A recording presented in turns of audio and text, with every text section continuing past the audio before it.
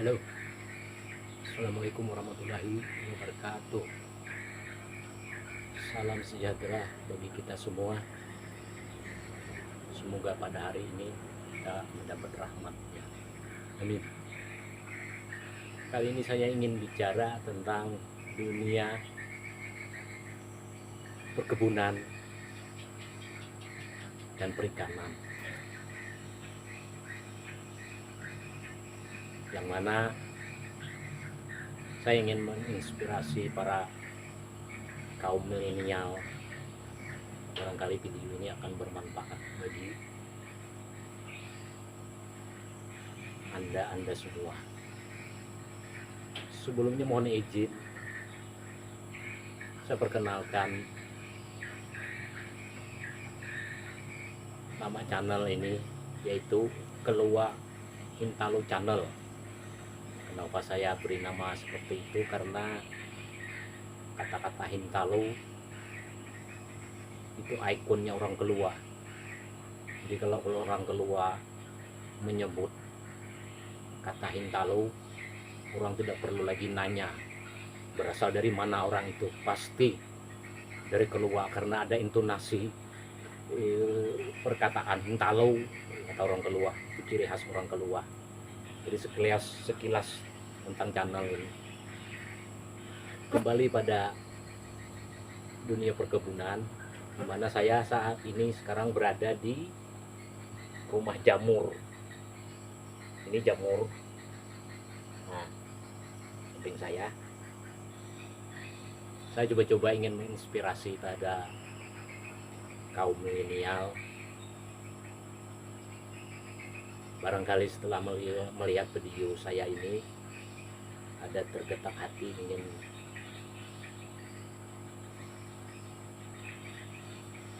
bersinergi dengan dunia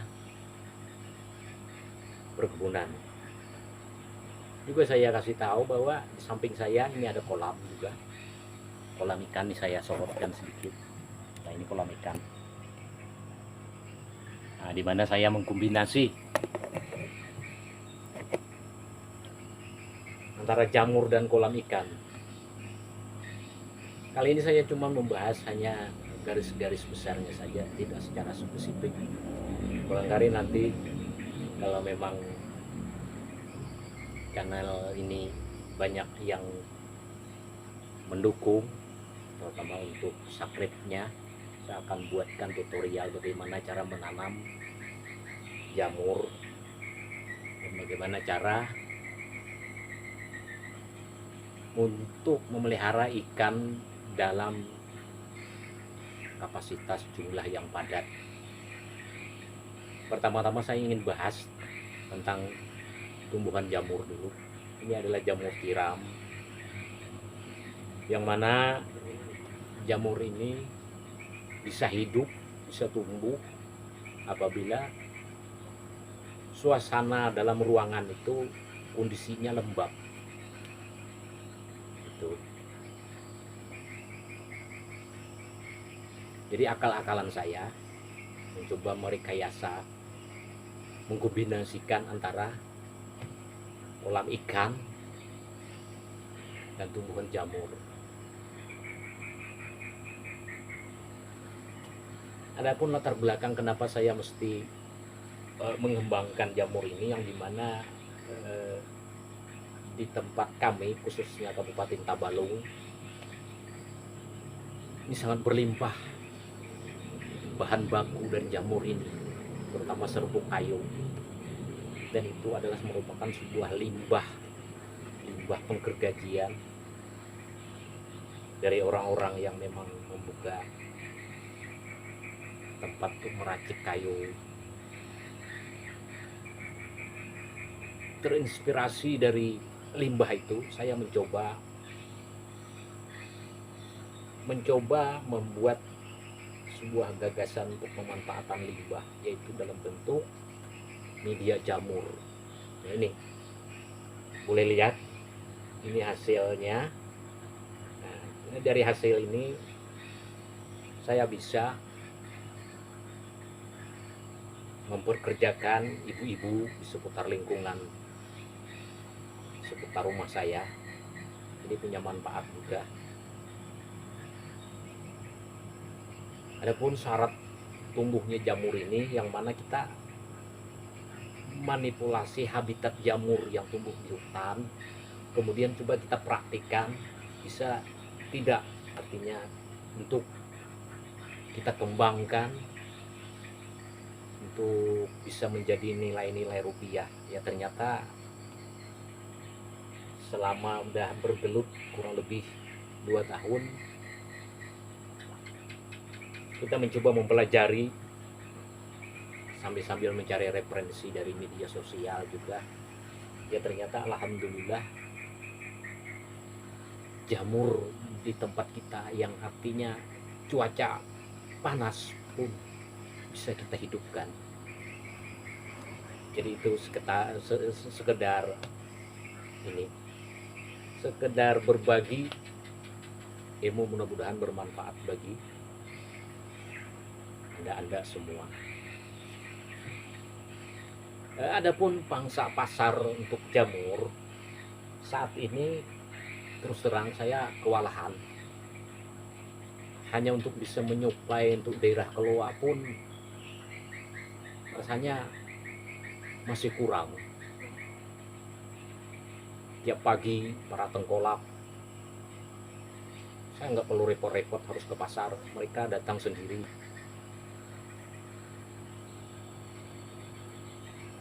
Tanpa harus saya harus menjual ke pasar, karena saya udah memang punya cuma marketing, channel marketnya di wilayah Keluak. Nah untuk wilayah Bartim itu masih terbuka pasarnya, maka itu saya mencoba ingin mengajak pada kaum milenial, yalah berhentilah ketergantungan Anda untuk bisa bekerja di perusahaan-perusahaan tambang atau menghonor-honor di daerah kantoran. Peluangnya sangat sempit. Mungkin dengan adanya Anda melihat video ini, barangkali mungkin tergetak hati ingin membuat sebuah inovasi, sebuah gagasan baru di bidang perkebunan. Nah, selanjutnya itu sekilas tentang gambaran jamur tiram. Kemudian saya ingin bahas kembali yang saya sebut dari awal tadi, yaitu kolam ikan. Yang dimana di bawah ini tempatnya, ini ada kolam ikan dengan sistem bioblok yang menggunakan sistem teknologi. Karena dengan begitu saya berharap kelembapan dari jamur ini bisa saya manfaatkan menumbuhkan jamur. Adapun kenapa saya memilih sistem pemeliharaan ikan dengan cara bioblok, karena sistem ini mempunyai beberapa keunggulan. Di antaranya mungkin ya kita tidak perlu harus menguras kolam kita.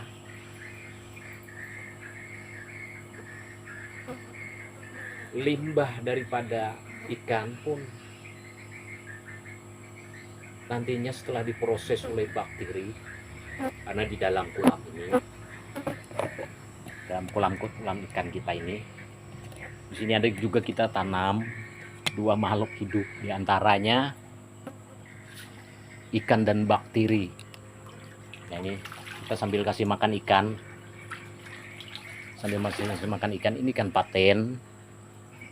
Yang mana kolam ini sebelah sana juga kolam, yang berukuran antara 10 sampai 5 meter panjangnya, dan kita sekat-sekat diantaranya satu kolam juga ikan baung kita pelihara.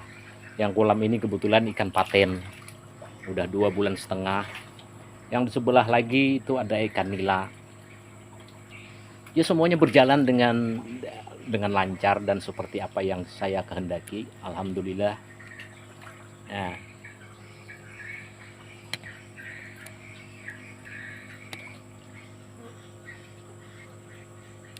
di sisi lain juga kenapa saya mencoba membuat kolam sistem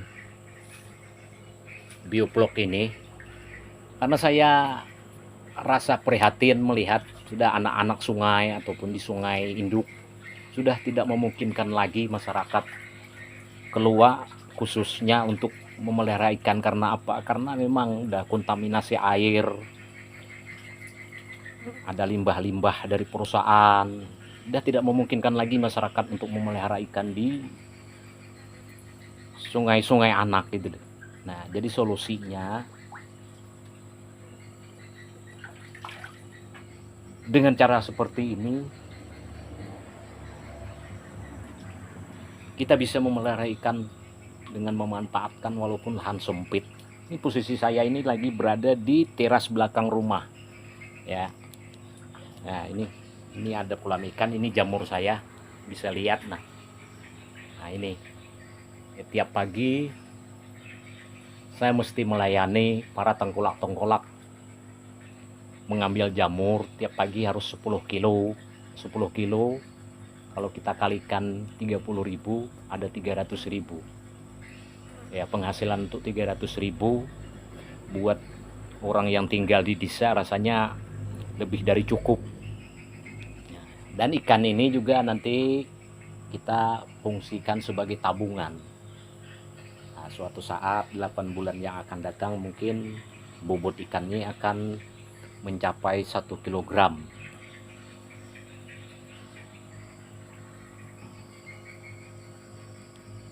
Ya, mudah-mudahan channel ini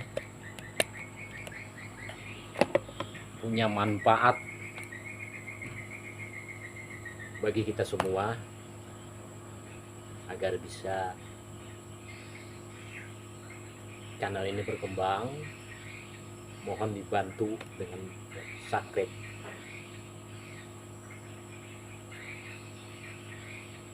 Mungkin itu saja yang bisa saya share kepada Anda. Atas perhatian saya ucapkan terima kasih. Wassalam.